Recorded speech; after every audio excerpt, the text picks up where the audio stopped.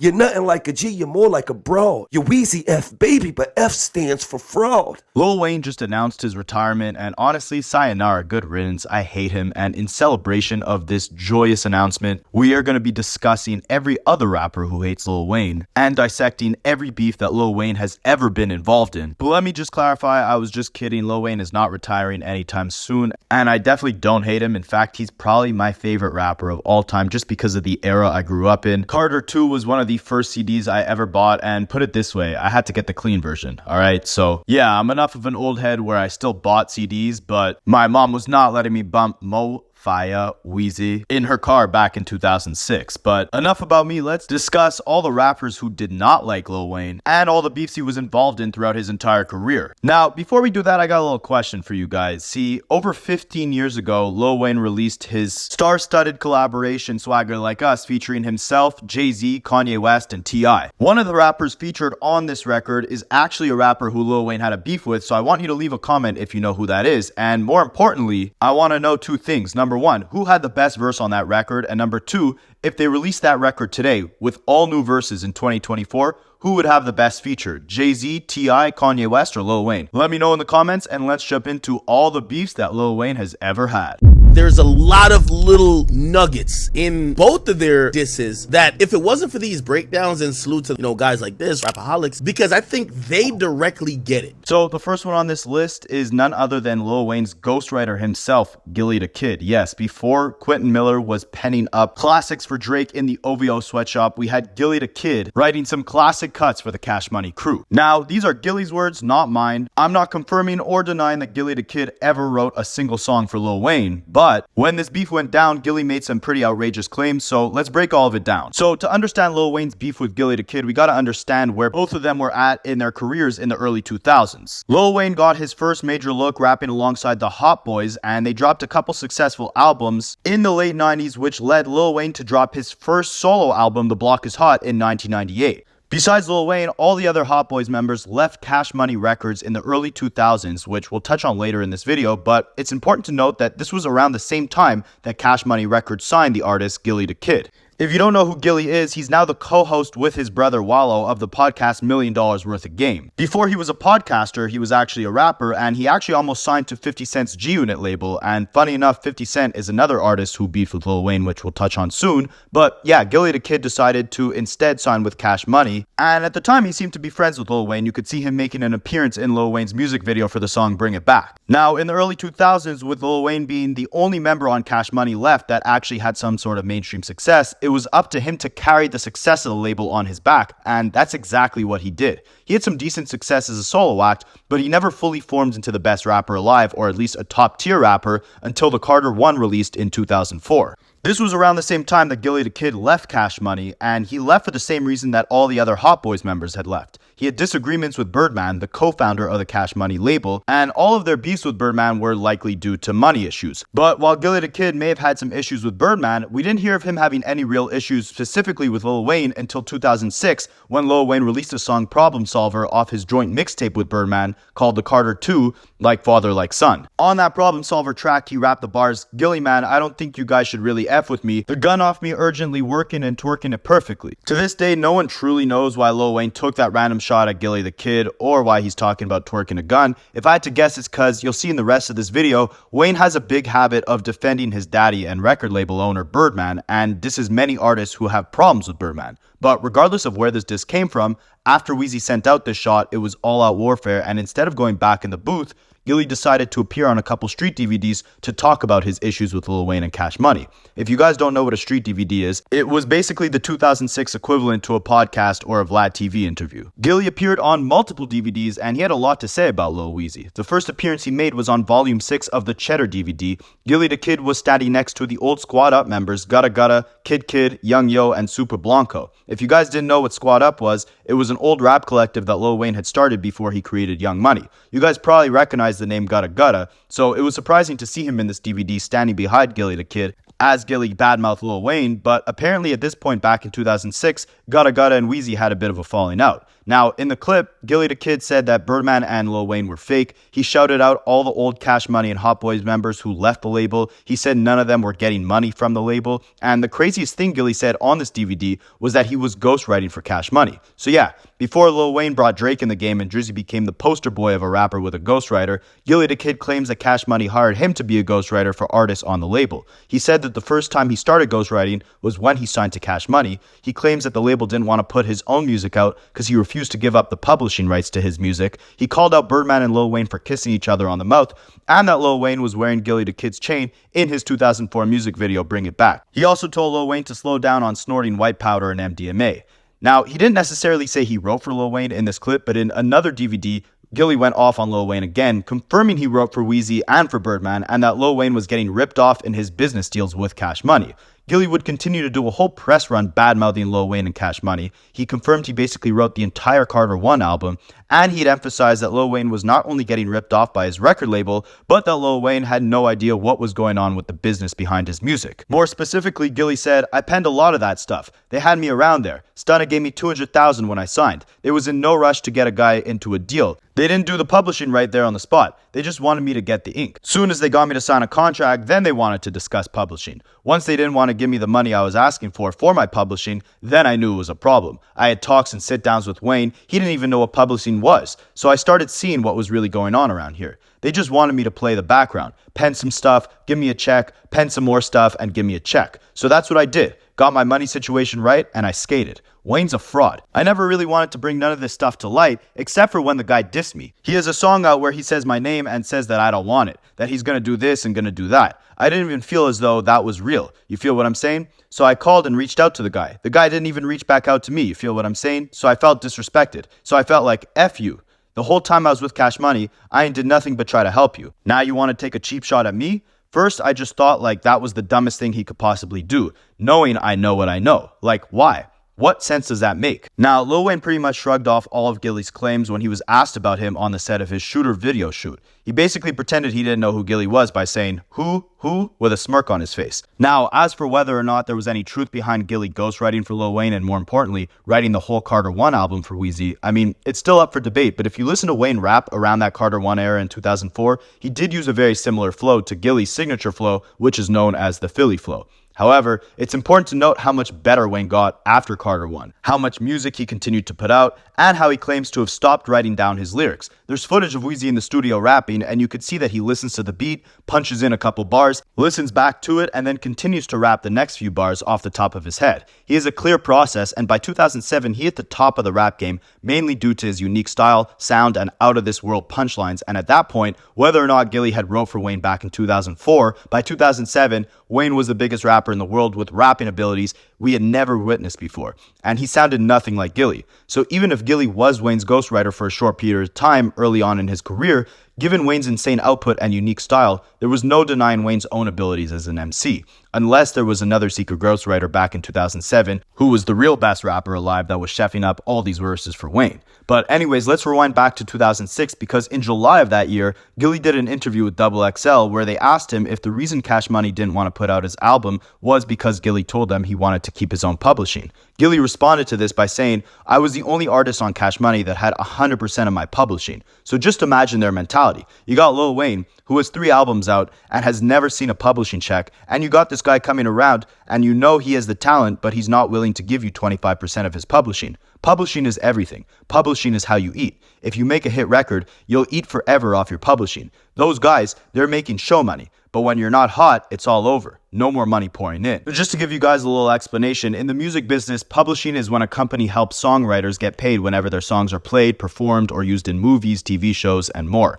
If a songwriter writes a song and it gets played on the radio or used in a popular TV show, a publishing company makes sure the songwriter gets paid every time that happens. For example, if Lil Wayne's song is played in a TV show, their publishing company collects money from the show for using his song and then pays him part of that money. Gillie is saying he never wanted to give up any of his publishing, any percentage of the profits that his music generates. But meanwhile, Lil Wayne didn't even know what publishing was, which means that Birdman and Cash Money were likely taking most of the profits that Lil Wayne's music generated and not giving him his fair share. We'll see why that's important in this story later on. But in the meantime, in the interview, Gillie also said that he was responsible for Lil Wayne's drastic change in style and improvements as an artist. He said, "You don't go from being wobbly, drop it like it's hot. You don't go from being mediocre to being exceptional. When I got around there, I changed the whole direction of Cash Money. Not just the ghostwriting part. I'm talking about everything. As far as me tutoring this young cat, he really just sat down and soaked up game. Do you know how many people have been asking me this for 3 years and I never exposed Shorty because we were cool?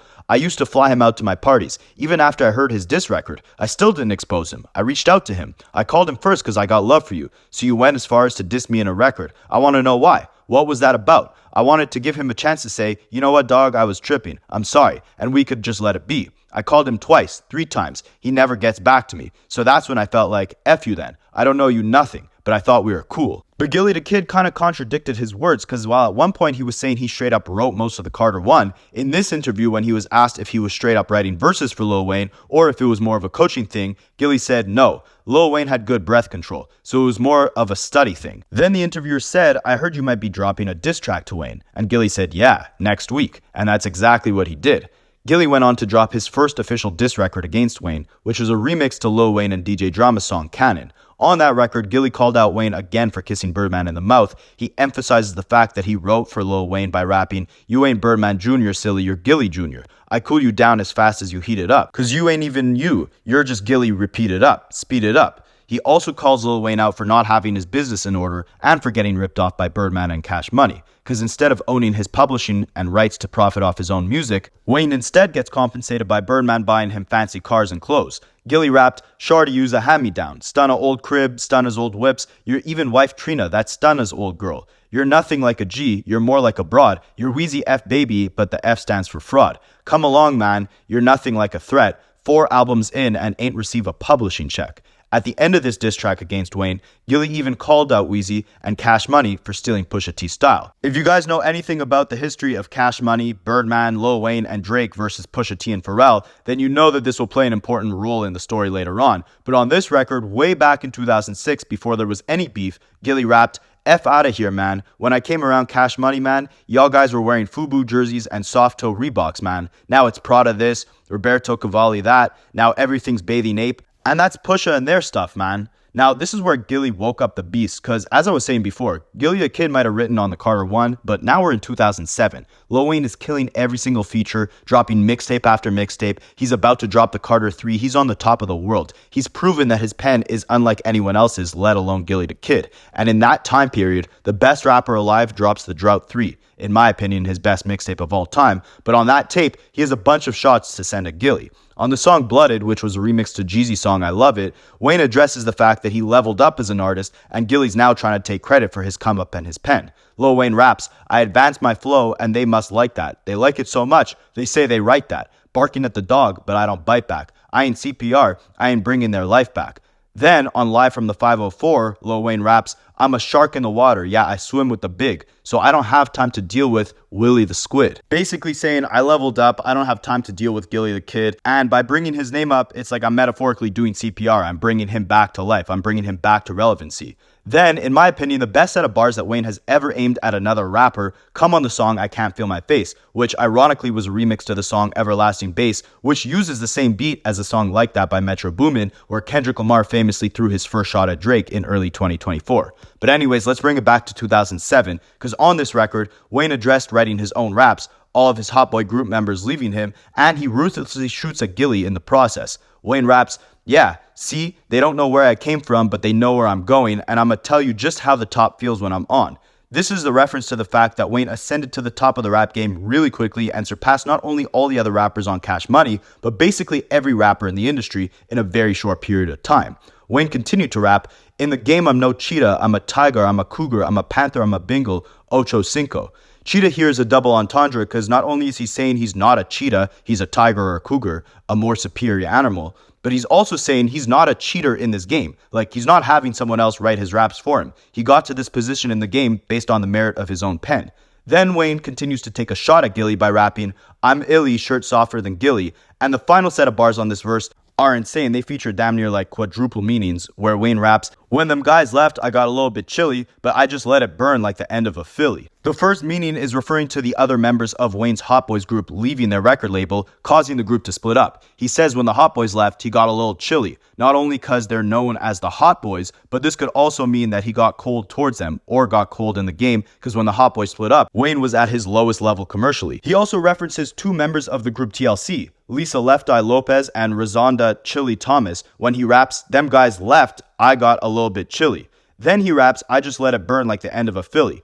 Firstly, he's referring to the last Hot Boys album that was ever released, titled Let It Burn. This is also another shot at Gillie Da Kid, since Gillie is from Philly, and has called himself the King of Philly. And here Wayne is saying, it's the end of the Philly. But the end of the Philly is also a reference to a Philly blunt, which is a popular type of cigar wrapper. When people first started hitting blunts, they were predominantly wrapped in Philly cigars before backwoods. So when Wayne is saying he just lets it burn like the end of a Philly, it's a double meaning for saying he's letting his op Gillie Da Kid burn out, but he's also comparing it to the end of his blunt. Since he's so rich at this point, he doesn't need to hit the end of the blunt, he just lets it burn out on his own. Crazy double meaning in these bars, and it emphasizes why Wayne was the best rapper alive at that period of time. Now, later that year, Gillie responded to all these shots when he did a freestyle over Birdman and Lil Wayne's Study Like My Daddy beat and titled it Fronting Like My Daddy. We won't dive into lyrics too deep on this record because Gillie just repeats a lot of the same disses he already sent at Wayne on his first diss track, but Lil Wayne addressed his beef with Gillie in an interview with King Magazine where he said, "Gillie Da Kid said, I was there, Carter 1, Carter 2, all the Stunner albums.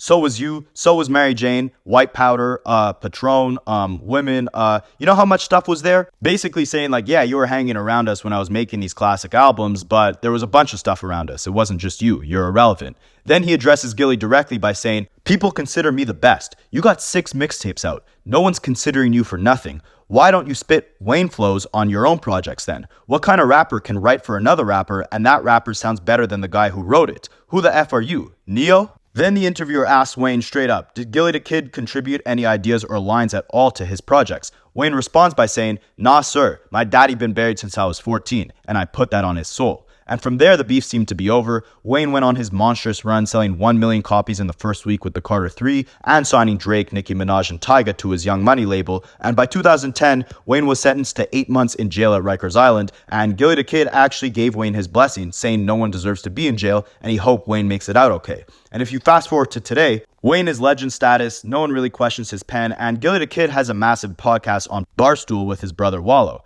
Gillie still speaks on the beef and emphasizes to this day that he still doesn't know why Wayne started it. Birdman has also spoken on the beef, saying that he never made $1 off Gillie's music because he put no records out on the Cash Money label, and he emphasizes that Gillie Da Kid never wrote a bar for Lil Wayne. Wayne and Gillie had an issue back in 2022 when Wayne wouldn't acknowledge him at an event that they were both at, but Gillie insists that he's tried to get Wayne on his podcast and that there's no bad blood between them since their issues stem back over 20 years ago. But someone who definitely hasn't put his issues with Lil Wayne or Cash Money in the past is Pusha T. Now, you probably know Pusha T for his beef with Drake, and on Drake's Duppy freestyle diss track against Pusha T, he even raps, "I told Weezy and Stunna I'ma done him for you," basically implying he's shooting at Pusha T not only to defend himself, but also to defend Birdman and Lil Wayne. And that's because Pusha T's issue didn't start with Drake, or even Lil Wayne. See, similarly to Gillie Da Kid, his issue started with Birdman. See, Pusha T and his brother No Malice, who went by the legendary rap collective The Clips, had collaborated with Pharrell and Birdman back in the early 2000s on a song called What Happened to That Boy. Ironically, Gillie Da Kid claims to have written Birdman's part of this record, and he even says Pusha T was in the studio to witness it. Now, allegedly, Birdman never paid Pusha T, No Malice, or Pharrell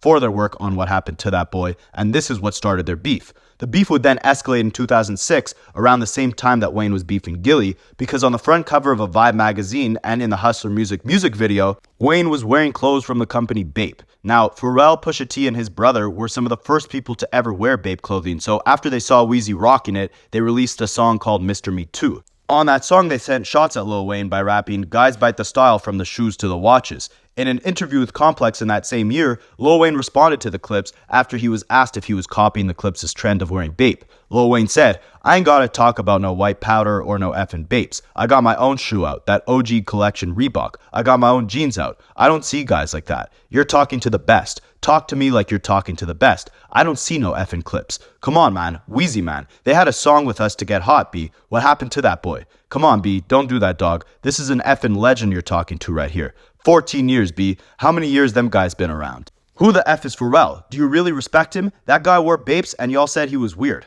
I wore it and y'all thought it was hot. Come on, man. Come on now. Damn, Wayne was too confident back in these days, but Pusha T didn't like this at all, and he went to the Virginia radio show on Hot 102.1 FM to respond to Lil Wayne, and he said, Wayne, you're sort of copying the clips right now. I think he made a bad judgment call. Maybe he's got an album coming out. This is a small thing to a giant. He's just acting out. If anything, I am upset about him using the F word before my name, being as though he likes to sit around and kiss men. If you're gonna kiss men, you can't use them words in conjunction with the clips, Pharrell, or any of the family. He's definitely acting out right now. Jay-Z, do what you gotta do. But involve the clips? You don't want to do that. I already don't look at him like a G. He's not nothing to me. Now, Pusha T brought up Jay-Z's name in this interview because Lil Wayne actually went at Jay-Z in that same complex interview where he was going at the clips, but we'll touch on that later in this video. Anyways, in 2007, Pusha T and No Malice made similar statements against Lil Wayne in another interview when they were asked how they feel about Lil Wayne saying he's the greatest rapper alive. No Malice said, if you wobbledy, you can't be a legend. This is in reference to Lil Wayne's verse on Juvenile's song Back That Thing Up where he raps wobbledy, drop it like it's hot. Pusha T kept it going by saying, you can't kiss other men, you can't wobbledy, and you can't bite styles. You can't bite everybody's styles. You can't try to rap like Jay-Z, dress like the Clips, become a white powder dealer after like 5 albums, and now dress like Jim Jones. You can't do all that and be a legend. You have to be a trendsetter, and he's not setting any trends. Later in that interview, Pusha T would confirm that Gillie Da Kid did write Birdman's verse on What Happened to That Boy, and the next year in 2008, Pusha T sent more shots at Lil Wayne on a song called Re-Up Gang Intro off the Clips' We Got It For Cheap Volume 3 mixtape. Mr. T rapped, sorry, but I don't respect who you applauding. Little guy flows, but his metaphor is boring. Don't make me turn daddy's little girl to an orphan. That would mean I'd have to kill baby like abortion. Here he's referencing Lil Wayne calling Birdman his dad, saying that he'll have to kill Birdman, and discrediting Wayne's pen by saying he doesn't understand why everyone's hyping him up. Just because he has a nice flow doesn't mean his bars are any good. But by 2010, after Lil Wayne went to jail, just like Gillie Da Kid, Pusha T ended his beef with Lil Wayne temporarily by saying in an interview with Complex, ever since Lil Wayne went into jail, that whole little stint between me and him is really dead and over with. I don't have any ill will towards Lil Wayne, Cash Money, or any of them. There was definitely a time period where I felt a certain way about him, but as of right now, I don't. That's just where I once was. I don't even feel like speaking on it. On Fear of God, his project at the time, Pusha T actually said, they had freed Weezy, congratulations. When I seen Wayne in Miami, I told him congratulations on getting out of jail. But while things seemed good for just a bit, Pusha T had a new target on his back, Drake. And that's when we got his first Drake diss track in 2012 called Exodus 23:1. Now, this wasn't just a Drake diss track. It was a diss against Drake, Lil Wayne, and the entire Cash Money label. Pusha T actually foreshadowed a lot of what happens later on in Wayne's career and in some of the beefs that we'll touch on later in this video. On the chorus of the track, Pusha T calls out Wayne's fake blood persona, how his label is taking an absurd amount of money from him, and most importantly, the fact that Birdman might have signed Wayne, Wayne might consider him to be a father figure, they might make money together, but when it's all said and done, Birdman or anyone from the Cash Money record label isn't dying for Wayne. Pusha T rapped, throwing that flag up, running around thinking you're hot, taking half of everything you got, yeah, them guys ain't dying for you. On the verse, Pusha T delivers the classic bar that Kendrick later used in his recent Drake diss track, Euphoria. Pusha T raps, contract all effed up, I guess that means you're all effed up. You're signed to one guy that's signed to another guy that's signed to 3 guys, now that's bad luck. He's talking to Drake here, as Drake is signed to Lil Wayne's label, while Lil Wayne is signed to Birdman and his Cash Money label, and Cash Money is an imprint under the Universal Music Group label. Ironically, at the same time though, Pusha T was signed to Kanye West's Good Music label, which was an imprint under Def Jam, which was also a label under UMG. So he was kind of in a similar position to Drake, but it didn't take away from the significance and scaviness of these bars and how well they played out over time. Pusha T then goes on to sneak diss Lil Wayne by rapping, you're calling it living out your dreams, you can't fly without your wings, you get it, Jeremy Scott's all camouflaged, you can't hide it from yourself, career sabotaged. Him saying you can't fly without your wings is in reference to Wayne not being able to put out music without approval from Birdman. And it's a metaphor, obviously, because birds have wings. Then he mentions Jeremy Scott's, which was a designer for Adidas who made a shoe with wings on it. Jeremy Scott was also an open homosexual, so when he says Jeremy Scott's all camouflaged, he's implying that Lil Wayne and Birdman are closeted homosexuals, since they were known to publicly kiss on the mouth, as Gillie Da Kid pointed out to us earlier on in this video. Now, very shortly after Exodus was released, Wayne clapped back by tweeting out F Pusha T and anybody that love him. Then on the next day, he released what I guess you could call a diss track of his own called Ghoulish. The first lines of this record were F Pusha T and anybody that love him, his head up his butt, I'ma have to headbutt him.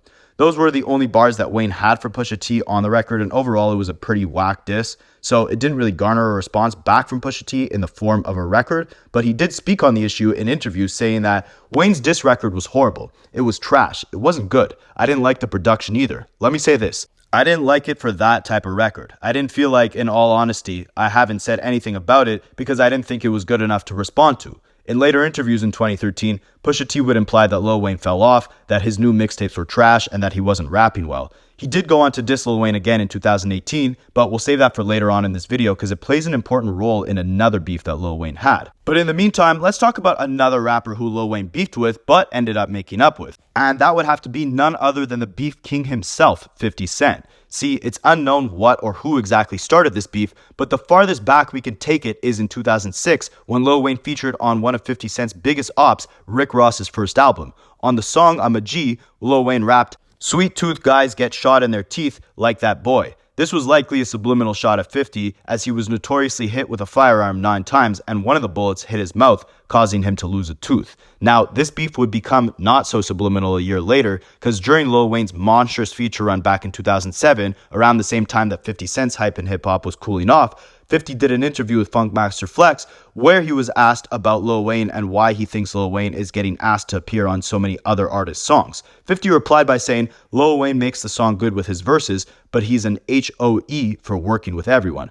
More specifically, 50 said, a hoe sleeps with whoever will pay them. So we're going to call him a hoe if he'll just go with whoever will pay him to be on their records. He makes those records good. It's just that he works with anybody. You got to kind of make it more of an event. Later that same year, 50 Cent would release a record called Part-Time Lover where he dissed Lil Wayne and Birdman by rapping, "You make me want to kiss you like baby kiss Wayne, and make you call me daddy like baby do Wayne. Damn, that stuff sounds gay. It's insane. I guess that's the price that the little guy pays for fame." The next year in 2008, MTV rightfully titled Lil Wayne the #1 rapper on their hottest MCs in the game list for that year, but 50 Cent questioned MTV as to why they put him so high. 50 said, "You got artists on that list that haven't even made their own records. The #1 artist, tell me his first single off his last album. How are you #1 and no one knows the record?" To be fair, this was before Lil Wayne released the #1 single Lollipop off the Carter 3, and at the time he was more known for his features and mixtapes than he was for his solo hits. His biggest solo hit at the time was Go DJ off the Carter 1, which came out 4 years before 50 made these comments. And Wayne kind of took the humble approach when he was asked about this. He said,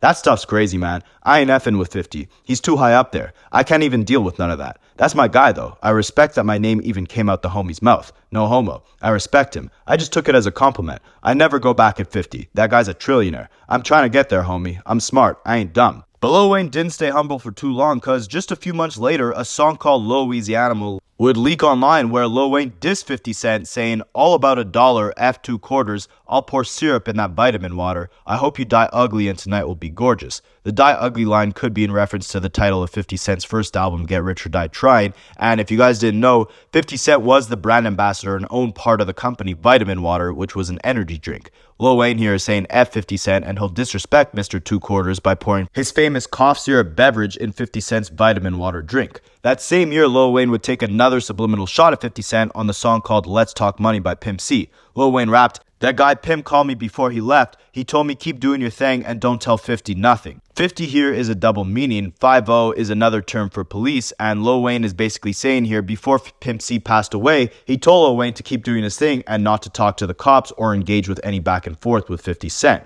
In the next year, in 2009, 50 Cent responded to these shots on 2 different records. On the first one, "Play This on the Radio," he said, "And I'm on your heels, Mr. Carter. I heard you. You want me to die ugly? Okay. Don't end up on the list. Be a missing person like Cameron, Joe, Ja Rule. Who wants some? Who on it? What up?" Then on the next record called Officer Ricky, 50 Cent's diss track against DJ Khaled and Rick Ross, he also sends a little shot at Lil Wayne when he raps, "Where you at, Wayne? The full course meal, Wayne. You awfully quiet. You're calling Eminem out? Well, now I'm out. I got my vultures out. You gotta get past me to get to Eminem. I'm the baby over here. I'm the smallest guy in my clique." Now, this is in reference to Lil Wayne saying that he tried to get Eminem on a song, but Eminem didn't answer him, so Wayne assumed that Eminem was scared to rap with him. 50 rebuttals this by saying that Wayne's got to challenge 50 Cent before he can get the privilege of rapping with M. When he says, "I'm the baby over here," he's referring to Birdman, who also goes by the nickname Baby, but he's also saying he's the youngest rapper in his collective, which is made up of 50, Eminem, and Dr. Dre.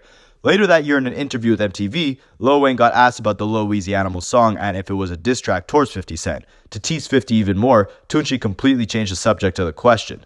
50 Cent would send his final set of shots to Lil Wayne in September of 2011 on a track called Love, Hate, Love. 50 rapped, "Acting like a white boy bored. Now you want to jump off a flight of stairs on a skateboard. Bro, why the F are your pants so tight? You trying to show people your butt, your alternative life?" Here he's referring to Lil Wayne's new hobby of skateboarding, which at the time seemed unconventional and misaligned with the gangster persona portrayed in years prior. And the tight pants line was about Lil Wayne wearing these zebra leggings while performing at the 2011 VMA Awards. I still remember that time. It was like the night before Lil Wayne dropped the Carter 4, and everyone was confused as to why he was wearing these tight flamboyant pants. But I guess he was really ahead of the time and inspired the next generation, because just a few years later we'd see his protege Young Thug wear dresses and paint his nails. Overall some weird stuff, but ultimately Wayne's beef with 50 would end at this point. 50 would go on to speak highly of Wayne. They were spotted together and they even did an interview together where they were making fun of Meek Mill. But now speaking of dresses and leggings and wearing weird stuff, we gotta talk about Wayne's next victim, which was none other than the king weirdo himself,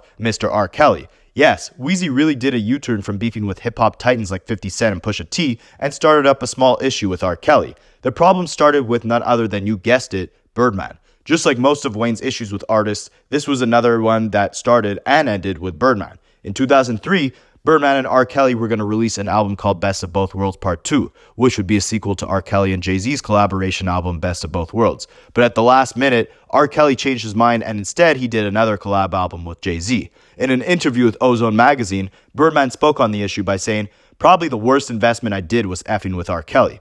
That was a waste of my time. I could have made money if I wasn't effing with that clown." And yeah, I mean, I could see why it'd be a bad investment to mess with R. Kelly. And I guess Wayne saw it too, because he ended up taking a couple shots at R. Kelly. Once on his record Bad Side, where Lil Wayne rapped, "And I believe that I can fly, not like R. Kelly, he's a damn lie." Then he also dissed R. Kelly on his song Dipset off the mixtape The Drought 3, the same one where he dissed Gillie Da Kid on. Lil Wayne rapped, "Just shot a video with R. Kelly, but no homo though. Really didn't want to do it, but I F with TS and Fat Jojo though." Here he's referencing the fact that he shot a music video for the Make It Rain remix, which was a song by Fat Joe that featured both R. Kelly and Lil Wayne. Lil Wayne's basically saying he only did the collaboration because he's boys with Fat Joe, but he still doesn't mess with R. Kelly. This kind of adds some weight to what 50 Cent was saying about Lil Wayne just doing features with anyone. I mean, if you do a feature with R. Kelly of all people, especially when he's beefing with him, then Wayne would have probably done a record with just about anybody. But he also probably would have lyrically destroyed anybody around this time, so we can't hate on him. Anyways, in 2011, Birdman would sit down with R. Kelly and the two would kiss and make up. Birdman, Weezy, and R. Kelly would collaborate in 2013 on the Rich Gang record We've Been On, and the rest is history. The three lived happily ever after. Now, as you can see, it's been a common theme in Wayne's career where he inherits Birdman's beefs as his own. This would occur again with our next subject, Jay-Z, who had a very public and very subliminal back and forth with Lil Wayne over the years. Now, I have a whole video coming out on the love triangle between Jay-Z and Drake and Lil Wayne, so I want to save a lot of the details of their love-hate relationship for that video. And if you're watching this later than like October of 2024, then hit my channel to watch the full back and forth between Lil Wayne, Drake, and Hove, because I'll probably get that video out to you guys by October the latest. But in the meantime, let's go over the main details of Lil Wayne and Jay-Z's back and forth. So in 2003, Jay-Z announced his retirement, and at the same time, Gillie Da Kid was allegedly ghostwriting for Lil Wayne, and Gillie also claims to have been blackballed in the industry by Jay-Z. So it makes sense that on the Carter 1, the same album that Gillie claimed to have written for Lil Wayne would rap the bars, "I'm the best rapper alive since the best rapper retired." Now again, I'm going to have a full breakdown of Jay-Z versus Lil Wayne because there's a lot to touch on, no diddy. But just to skim through the details, in the same time period that Jay-Z retired, he became the president of Def Jam Records, and Wayne's first contract with Cash Money had expired. So for a while, Lil Wayne was doing interviews and shows and yelling out that he was no longer a Cash Money member, but instead he was a rock boy and he was signed to Jay-Z. This didn't seem to work out. Lil Wayne renegotiated his contract with Birdman and Cash Money, and he stayed on the label, and Jay-Z actually claimed that Birdman's lawyers threatened to sue Jay for trying to steal Weezy from them. While at the same time, Weezy said Jay-Z only offered him $175,000 to sign to Roc Nation, which was a hilariously small amount. For whatever reason, Lil Wayne didn't sign to Jay, and instead, he started to sneak diss Jay-Z throughout the years. By 2006, Jay-Z came out of retirement, and he sent some subliminal shots at Wayne, which I will discuss at length in my full breakdown of their beef. But basically, he laughed at the fact that Lil Wayne was now calling himself the best rapper alive since the best rapper retired, since Jay was now out of retirement. But Weezy didn't care. He kept calling himself the best rapper alive. He dropped the "since the best rapper retired" quote-unquote part, and he made a whole song on the Carter 2 calling himself the best rapper alive, basically emphasizing the fact that he stole that spot from Jay. He would reiterate this on his freestyle to Jay-Z's record Show Me What You Got, where he rapped, "When it comes to this recording, I must be LeBron James to beat Jordan. No, I'm more Kobe Bryant of an artist. I want rings for my performance." Here he's basically comparing Jay to Jordan, a legend who's now in the later end of his career, and Lil Wayne is calling himself LeBron or Kobe because he's the younger guy with the sauce. In 2007, like we mentioned before, Lil Wayne was on top of the world, and besides sending shots at Gillie Da Kid, R. Kelli, 50 Cent, and Pusha T, Lil Wayne had the most smoke for Jay-Z. He was up in interviews talking about Jay-Z losing the Best Rapper Alive title, and on the track Beat Without Bass, which was in my opinion one of Lil Wayne's best feature verses, he's shooting at Jay-Z throughout the entire song. Weezy starts off the verse by rapping, "I am God's son, but you know I ain't Nas. See, he got a positive aim and I aim nines." Nas was another rapper that Jay-Z had beef with, and Wayne here is comparing himself to Nas, but unlike Nas, Wayne isn't taking the positive approach. Now to end this verse, Wayne rapped, "You old ass rappers better stay on tour. You're like 44, I got a 44, I'm 24, I could murk you and come home when I'm 44. Now, many people think this was a shot at Jay because at this point in his career, he was an older rapper. He already retired once. His comeback album, Kingdom Come, kind of flopped. He was approaching legacy act status, and Wayne here is basically saying, like, you're old. Just focus on touring, reaping the fruits of your labor, while I focus on pushing the younger generation of hip-hop forward. And after this, Jay-Z seemed to pretty much embrace Lil Wayne as the leader of the new school. They'd collaborate together on a couple tracks, most notably Mr. Carter, where Jay-Z passed the torch to Lil Wayne. And while there were a couple subliminal shots, which again, I'm going to do a full breakdown covering everything, aside from those subs, everything pretty much seemed all good up until 2009 when Birdman had to jump in the beef. See, just like 50 Cent being salty about Weezy having the #1 position on MTV's Hottest MCs list back in 2008, it was now Birdman's turn to be salty when Jay-Z took the #1 spot on that same list in 2009. In an interview with Tropical TV, Birdman said, "I don't think Jay-Z is the #1 MC in no kind of way. Lil Wayne's the best. He do the most and he make the most money. I don't think no man in the business make more money than us. How can you be the best if you don't make the most money?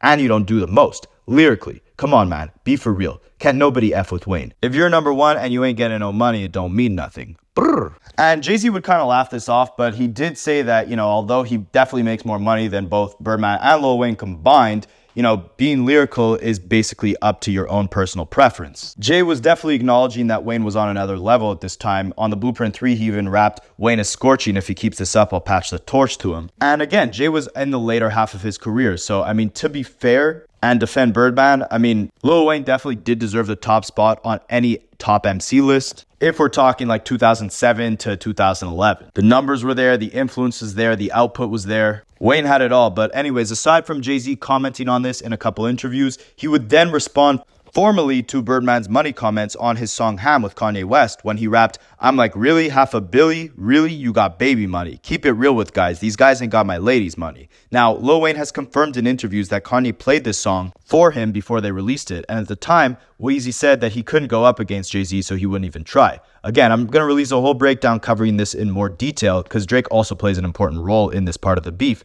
But for now, just note that Wayne was gearing up to drop the Carter 4 and Kanye and Jay-Z were about to drop Watch the Throne. Now, Jay Mills, Weezy's artist, summed this part up of the story perfectly when he claims that they were all in the studio when Kanye played that subliminal diss on Ham, and the next day, Wayne was so gassed up he decided to spit the infamous Baby Money, Lady Money bar that ended up being on Carter 4. At first, he wasn't confident if he should release the record or not, or if he was crossing the line, and Jay Mills claims that he was the only one in the studio that gave Wayne the confidence to release the track. It ended up dropping on Lil Wayne's Carter 4 album in August 2011, and Wayne rapped, "Talk about baby money, I got your baby money. Kidnap your girl, get that how much you love your lady money." A couple months later at a Grammys party in 2012, Lil Wayne was performing and rapped a little freestyle where he took more shots at Kanye and Jay-Z, whose rap duo name was The Throne. Lil Wayne rapped, "I met a bad rent bone. I took the girl home. I asked her what she wanted to watch, and she said, surely not the throne." The next year in 2013, Jay-Z finally responded to these bars by rapping, "People want to kidnap wifey? Good luck with that, bruh. You must gonna hide your whole family. What you think we wearing black for? Ready for that war. Ready for that war. Ready. You ain't ready, yo. You radio. You ain't really ready." Now, this wasn't the best comeback, but again, this was later in Jay-Z's career, alright? And it wasn't really the best shot on Weezy's end to begin with. And that's where their beef officially ends. Afterwards, Wayne and Jay ended up performing together, and Jay even helped Weezy out with his financial problems.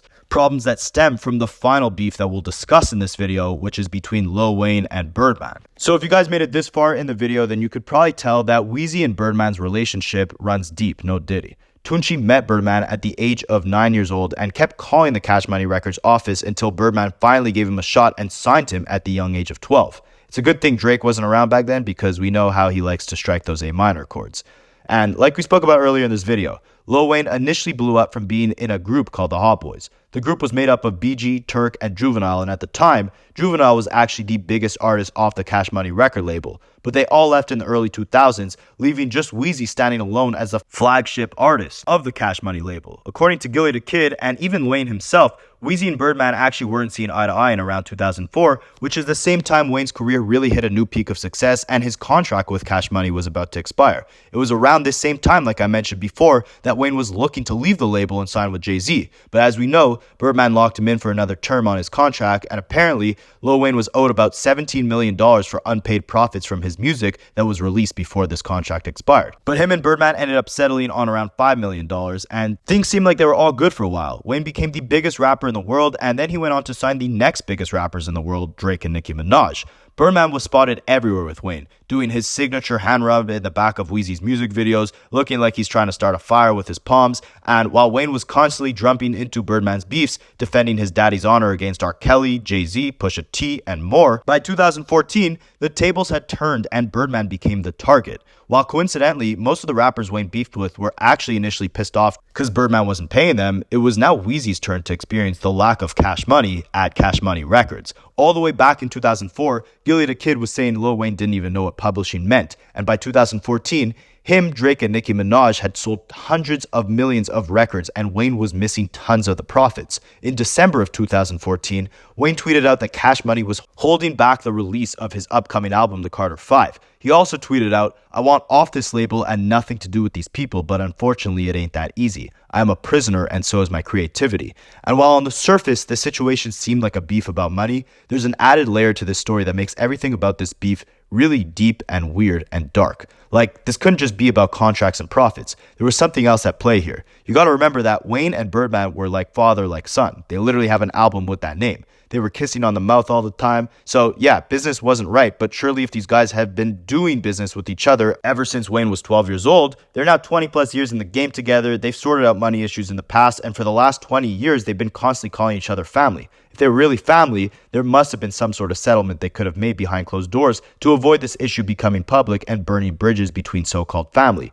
And the more we heard different parties involved speak on this beef, the weirder it got. Mac Main, Wayne's childhood friend and the president of his Young Money record label, spoke on the angry tweets that Wayne sent out, and he made it seem like nothing was wrong between Birdman and Weezy. Mac Main said, "I wouldn't pinpoint anyone out personally. That's my uncle and my brother you're talking about. I got an optimistic, positive vibe about everything. It's just some business that's going on that needs to be handled. Once we handle that, we're gonna keep moving. And it's getting handled as we speak. Everybody has their breaking point. I support Wayne 1000%. I feel like this matter will get resolved, period. If I'm still around, it'll be resolved." But just a couple weeks later, we got conflicting statements from Cortez Bryant, who was another one of Lil Wayne's childhood friends and Weezy's manager, as he spoke on the beef and went in on Cash Money by saying Wayne carried Cash Money on his back for over 10 years when he could have left and did his own thing. The most loyal person I know on earth. He don't deserve the stuff he's going through at this point in the game. Lil Wayne built Young Money from his dreams to reality, launched the careers of Drake, Nicki Minaj, and Tyga, not from their talent, but from the belief in what he saw.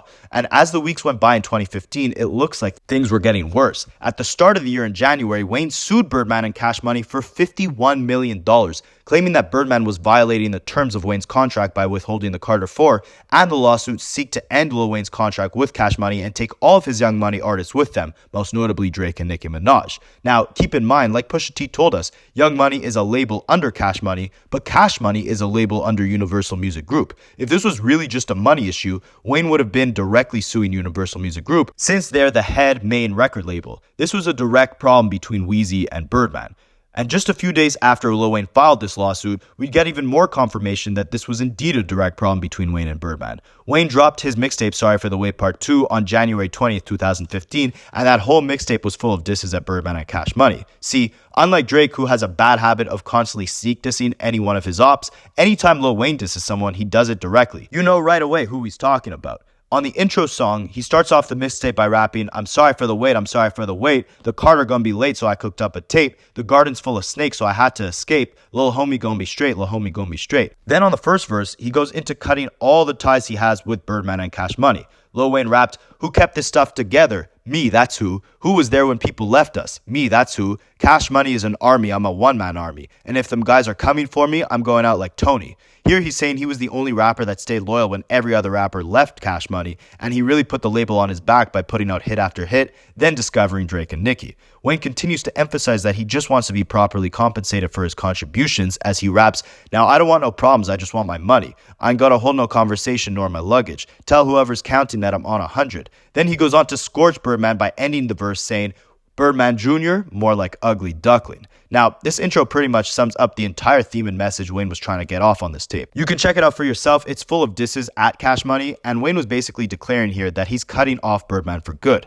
And for the next few months, Wayne would seize the opportunity to diss Cash Money at every concert he has. At the same time, obviously Drake and Nicki had to side with Wayne since he was the one that put them on, and this left Birdman in the same place he was in when all the Hot Boys left Cash Money. He was on his own. He had no artist. So naturally, he did the same thing that he did back then. He found himself a Lil Wayne. What I mean by that is when the Hot Boys left, Birdman put all his attention in developing Lil Wayne as an artist. And that's when we got Lil Wayne's historic run of hit singles, features, and mixtapes. Fast forward to when Lil Wayne finally leaves the label, just like his Hot Boys co-members did a decade prior, and what does Birdman do? He starts putting all his attention into developing the new Lil Wayne, a rapper who you might now know as Young Thug. See, Young Thug came in the game citing Lil Wayne as his biggest inspiration, and it was very obvious. You could tell by the dreads, the face tats, the auto-tune usage, the vocal inflections, everything about Young Thug was Lil Wayne. So much so to the point that Young Thug planned on calling his first major label project the Carter 6, basically making fun of Lil Wayne for the fact that Birdman was holding up the release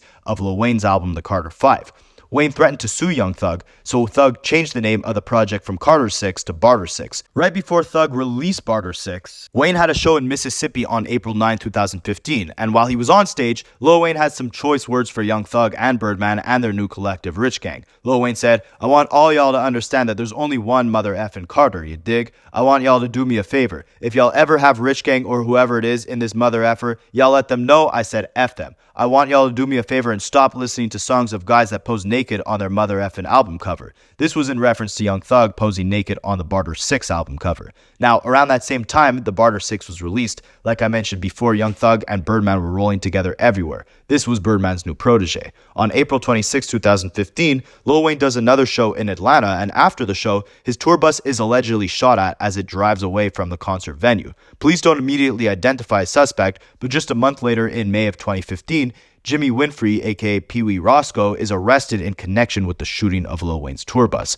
By July of 2015, we catch wind of an indictment from Cobb County, Georgia, the same county that currently has Young Thug locked up on a RICO charge. And the indictment claims that Birdman and Young Thug conspired with Pee Wee Roscoe to take Lil Wayne's life in the tour bus shooting that took place in April. Thug and Birdman were never charged, so it's very important to note here that these are all allegations, but the indictment highlights a connection between all three parties, which included Roscoe's appearance in Young Thug's halftime music video and Roscoe's phone records, which show that he was in contact with Birdman and Young Thug directly before and after the shooting. Around the same time, Lil Wayne is chilling in Club Live in Miami, and he's hit with drinks and water bottles from the VIP section. There were reports that claimed that the drinks were thrown by Birdman and his entourage, and for many years, the lawsuit would continue without resolution.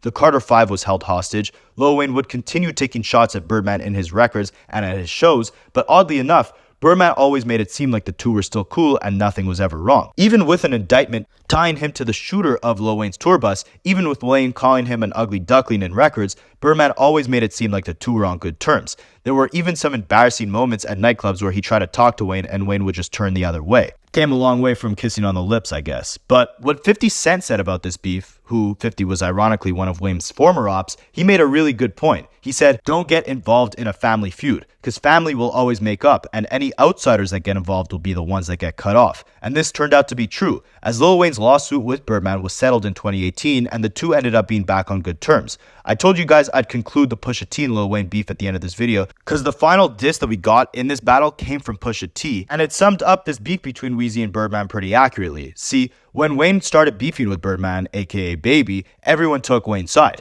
Even Rick Ross went at Birdman, dropping a diss track against him called Idols Become Rivals. Pusha T was one of the first people to call out Birdman's shady business schemes, and he even coined the famous line, you signed to one guy that signed to another guy that signed to three guys. So naturally, as all these money issues unfold publicly between Weezy and Birdman, Pusha T took the moment to reflect on Wayne's poor situation and the predictions that he made back in 2012 on his diss track Exodus 23:1.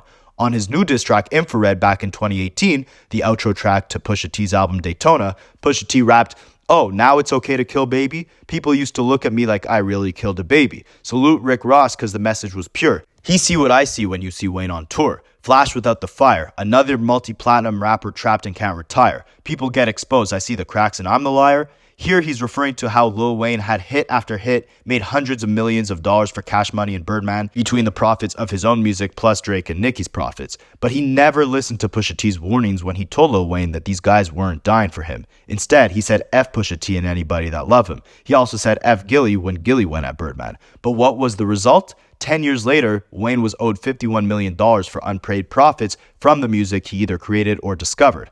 And while he awaited that unpaid profit, spent years in a lawsuit, and had his Carter 5 album held hostage by Birdman, all Lil Wayne was able to do was earn a living by touring these small nightclubs where every night he'd yell out F Cash Money. It really makes Pusha's bars sting even harder when he raps, "When you see Wayne on tour, flash without the fire, another multi-platinum rapper trapped and can't retire." And from there, Drake took a page out of Weezy's notebook. Wayne used to be the one inheriting Birdman's beef, but when Pusha T released Infrared, Drake took that beef on by himself, rapping that he told Weezy and Birdman that he'd end Pusha T for them on his Duppy freestyle diss track. We all know how Drake and Pusha T's beef turned out, and while this whole beef between Pusha T and the Cash Money Collective didn't seem to work out, it is good to note that Weezy was able to work out his legal issues with Birdman. All in all, I think the lesson we could take away from this video is that loyalty and hard work will only get you so far. You also gotta command respect. If Wayne took the time early on in his career to learn what publishing was, just like Gillie Da Kid, he might have demanded a higher percentage for all the money that his music was generating.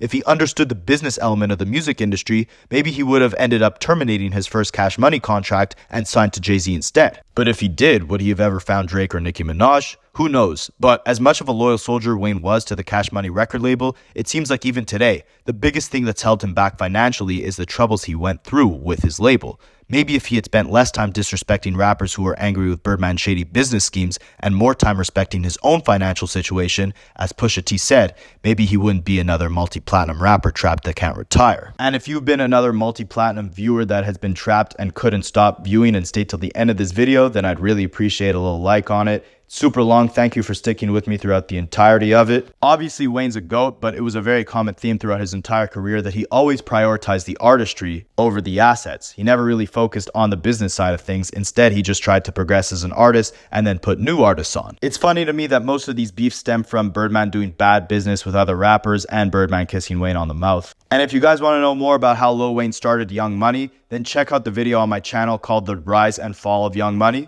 And I'm not sure when you'll be watching this, but I'll likely have a full breakdown of Jay-Z's beef with Drake and Lil Wayne as well. So check that out. Let me know what you guys want to see next. Drop a little subscription, a little comment, a little like, and I will catch you guys in the next one.